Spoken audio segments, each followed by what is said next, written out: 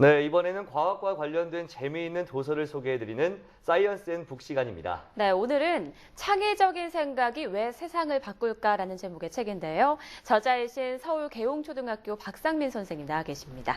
선생님 안녕하세요. 네, 안녕하세요. 네, 창의적인 생각이 왜 세상을 바꿀까? 그 답이 당장 궁금해지는 그런 제목인데요. 책 내용은 어떤가요? 예, 미래 사회를 지식정보화 사회라고 하지 않습니까? 네. 그래서 지식정보화 사회의 개인은 자신의 아이디어와 창의성을 통해서 다른 사람과 구별되는 가치를 만들어낼 수 있고 이를 통해서 국가와 사회 발전에 기여할 수 있습니다. 그에 따라서 미래 사회의 주력이라고 할 수 있는 우리 학생들에게 창의성의 의미와 가치를 전파하고 이를 다양한 각도에서 개발할 수 있도록 제시하는 것이 우리 어른들이 해야 할 역할이라고 생각해서 이 책에 그러한 내용을 담았습니다. 네, 그렇군요. 사실 이 창의성과 관련된 책들은 굉장히 많이 나와 있잖아요. 그런데 특별히 이 창의성을 주제로 책을 쓴 이유가 있을까요? 저도 창의력에 대해서 공부하면서 많은 서적들을 접해왔는데요. 네. 하지만 창의성이라는 주제의 대다수 서적들의 경우가 성인들을 주된 독자층으로 삼고 있습니다. 네. 그러다 보니까 학생을 대상으로 한 그러한 책들은 참고서나 문제집이 많았고 네. 창의성에 대해서 순수한 관점에서 학생들에게 설명해 줄 필요가 있다는 생각이 들었으며 학생뿐만 아니라 학부모나 교사의 입장에서도 창의성에 대해 쉽게 설명하는 책이 필요하다고 생각했습니다. 네, 네, 그렇죠. 아이들에게 창의성을 키워야 한다라고 해도 정작 아이들이 창의성이 뭔지 모르면 안 되니까 참 좋은 내용인 것 같습니다. 창의성이 뭐 중요하다는 건 많은 사람들이 알고 있는데요. 그렇다면 우리 선생님께서 생각하는 창의성이란 무엇인지 궁금해지네요. 예. 미래는 현재와 마찬가지로 불확실성의 시대일 것이라는 전망이 많습니다. 네. 교육을 통해서 주어진 지식이나 문제 해결 방법만으로는 새롭게 제기되는 다양한 문제들에 대해서 현명하게 대처하지 못할 겁니다. 네. 이때 필요한 것이 바로 창의성인데요. 창의성의 여러 정의 중에는 주어진 문제를 새로운 방법으로 해결하는 능력이라는 정의도 있습니다. 네. 과거의 해결 방법으로는 미래의 문제를 해결할 수 없는 경우가 계속해서 많아질 것이기 때문에 창의성의 의미와 가치는 갈수록 중요해진다고 할 수 있겠죠. 네, 이렇게 창의성이 중요해진다고 하는데 그렇다면 창의성 또 기르는 방법이 굉장히 궁금하거든요. 예. 아마 많은 분들이 창의성을 기르는 것에 대해서 관심이 많을 거라고 그렇죠. 생각을 하는데요. 먼저 호기심을 가지고 관찰하는 습관을 가지는 것이 가장 중요합니다. 네. 물론 창의성 이론에서 이야기하는 독창성이나 민감성, 융통성 등을 훈련하는 다양한 기법들이 존재하지만 네. 무엇보다도 세상 만물에 대한 호기심을 가지고 그것을 열심히 관찰해서 정확히 이해하려 애쓰다 보면 지금까지 보지 못했던 새로운 모습을 발견하게 됩니다. 네. 물론 이 단계에서 생성된 아이디어가 반드시 독창적일 필요는 없습니다. 사실 이 단계에서 생성된 아이디어는 다른 사람의 아이디어와 동일하거나 비슷한 수준인 경우가 많은데요. 예. 그래서 이 다음 단계로 나가기 위해서 필요한 것이 바로 과제 집착력이라고 하는 것입니다. 네, 과제 집착력이요. 예, 그렇습니다. 좀 더 쉬운 표현으로 말씀드리자면 집중력이라고 할 수 있겠는데요. 그렇군요. 스스로 흥미를 가지고 있는 어떠한 일 또는 사물에 대해서 관심의 끈을 놓지 않고 계속해서 고민하고 해결하기 위해서 노력하는 자세를 의미합니다. 실제로 역사상에 많은 위인들이 업적을 이룰 수 있었던 이유가 바로 이 때문인데요.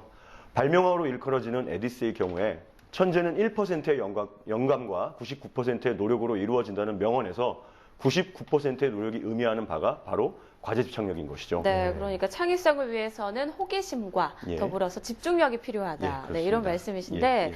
그런데 이 책에서 제시하는 창의력을 좀 훈련시키는 기법이 있다고 들었어요. 예, 그렇습니다. 저도 굉장히 궁금한데 어떤 저도요. 내용인가요?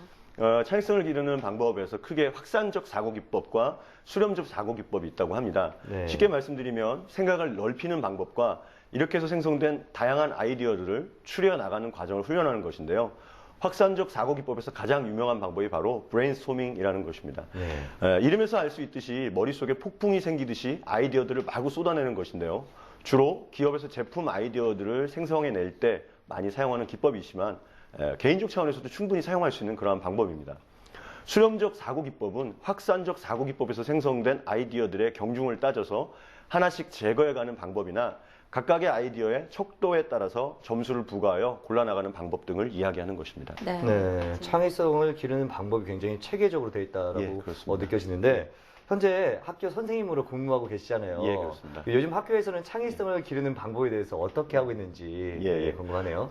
학교에서의 창의성 교육은 크게 기존 교과 활동과 이른바 창의적 체험 활동으로 표현할 수 있는 교과 외 활동으로 나눌 수 있습니다. 네. 교과 내 활동에서는 프로젝트 학습이나 개인 연구 과제, 협동학습 등 소규모 개별화 수업 방법을 많이 활용하고 있는데요. 네. 이를 통해서 학생들이 창의성을 중심으로 하는 융합교육을 받고 있습니다.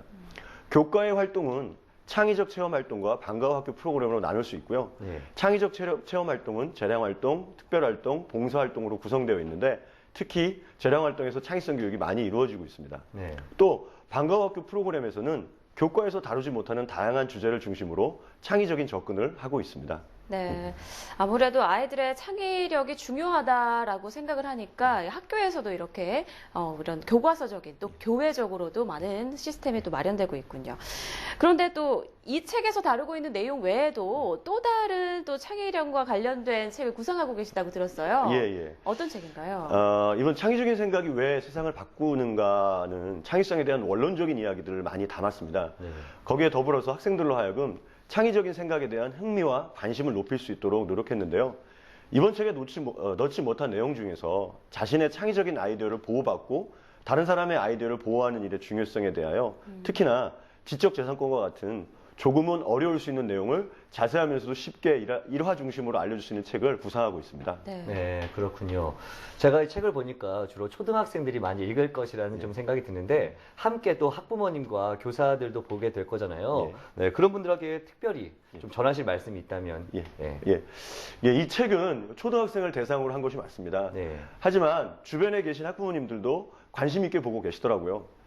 제가 이분들께 드리고 싶은 말씀은 창의성의 발현에서 가장 중요한 것은 허용적인 분위기의 조성이라는 것입니다. 남과 내가 다르다는 것을 인정하고 그렇기 때문에 다양성이 당연히 존재한다는 것을 학생들로 하여금 느낄 수 있도록 해주는 것이 중요한데요.